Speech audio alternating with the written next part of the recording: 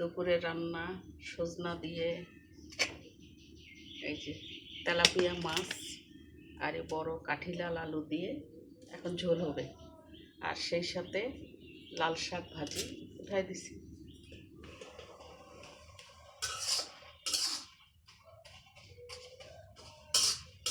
শাকটা এমন জ্বালা, ঝাল পূজা, সেটাকে রান্না করে এতটুকু হয়ে যাচ্ছে।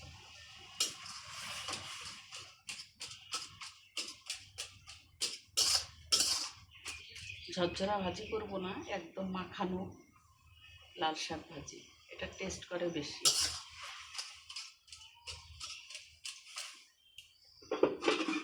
লবণ দেওয়ার পরে আরো গলে এতটুকু হয়ে গেছে, ভাত হয়ে গেছে, ভাত হয়ে গেছে। গতকালকে বাগান করব দেখে বীজ আনছি, পুঁই শাক আর ঢেঁড়স ভিজায় রাখবো, রাত্রে মনে নাই, এখন ভিজায় রাখি, বিকালে লাগাই দিই। একটু ভিজায় রাখলে গাছ উঠবে তাড়াতাড়ি।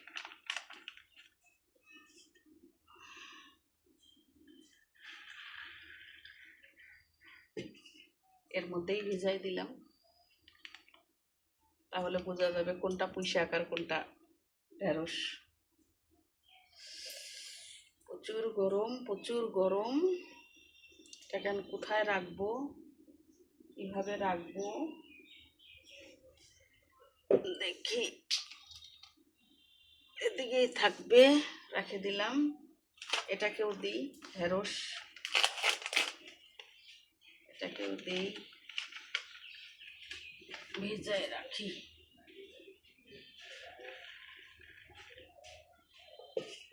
বাগান করতে আমার খুব ভালো লাগে, সময়টাও কাটে। প্রচুর রোদ উঠছে আর গরম, এই চুলার পরে রান্না করতেছি। গ্যাসে দাঁড়ায় থাকে রান্না করতে আমার ভালো লাগে না, আর চুলার রান্না করা একটা আলাদাই স্বাদ। ব্যাস, ভিজায় রাখলাম, এখন রান্না বাড়ি শেষ হবে, বিকালবেলা এই বীজগুলো লাগাই দেব।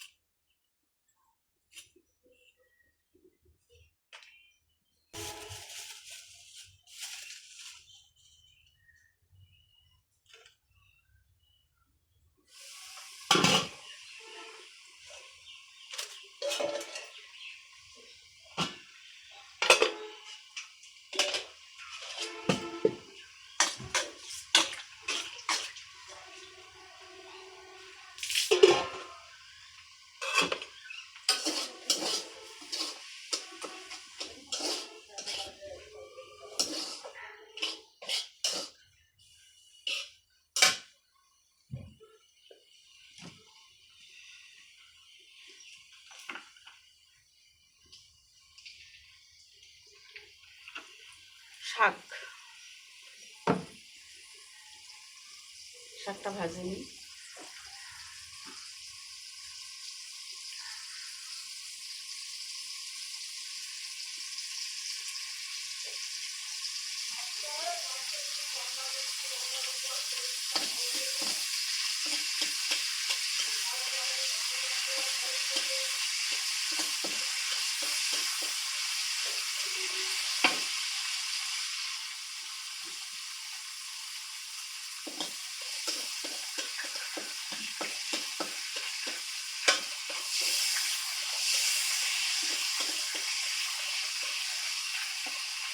শুকনা মরিচ আর রসুন, পেঁয়াজ দেবো না, পেঁয়াজ দিলে শাকে স্বাদ লাগে না, এই কারণে রসুন আর শুকনা মরিচ দিয়ে শাকটাকে ভাজবো।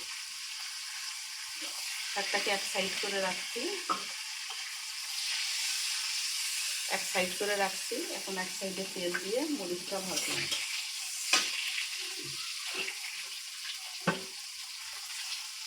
রসুন দিয়ে দিলাম,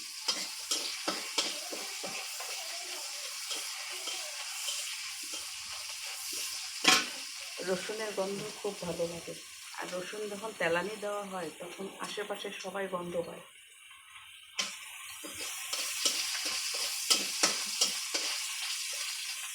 একটু লাল করে ভাজে নিই।